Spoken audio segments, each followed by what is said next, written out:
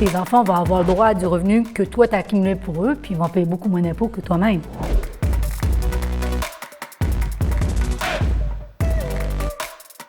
Il y a beaucoup d'acronymes dans le monde de la finance. C'est pas toujours facile à suivre. Oui.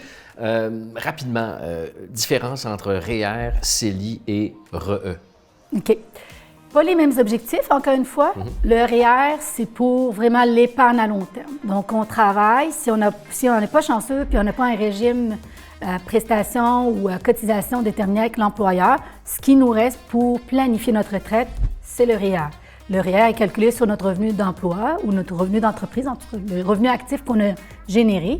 Et là, ce que ça fait, c'est qu'à chaque année, on a un calcul de 18 qui se fait, puis on peut cotiser ce montant-là.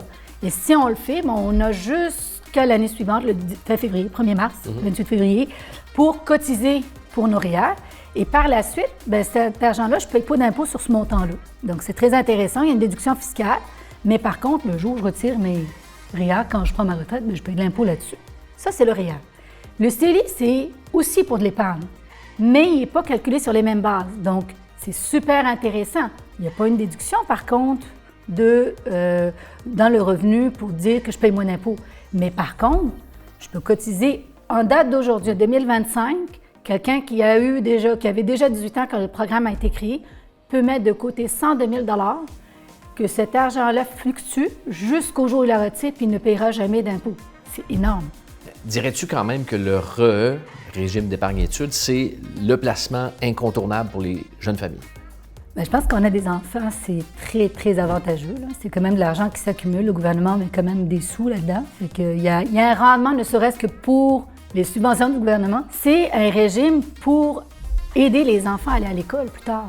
C'est post-secondaire, c'est de mettre de l'argent de côté qui fait en sorte qu'on bâtit une espèce de portefeuille pour nos enfants qu'après le secondaire, ils sont capables de retirer 8 600 à temps plein jusqu'à hauteur de 4 000 pour le temps partiel, mais c'est des sous pour les aider à l'école. Puis en général, post-secondaire, ils n'ont pas les mêmes revenus que les parents. Donc, c'est très intéressant parce que là, on fait ce que nous, on appelle un fractionnement de revenus. Donc, tes enfants vont avoir le droit du revenu que toi, tu as accumulé pour eux, puis ils vont payer beaucoup moins d'impôts que toi-même. Crypto-monnaie, c'est un sujet chaud. Il y a beaucoup de gens qui se tournent vers ces crypto-actifs-là dans les dernières années.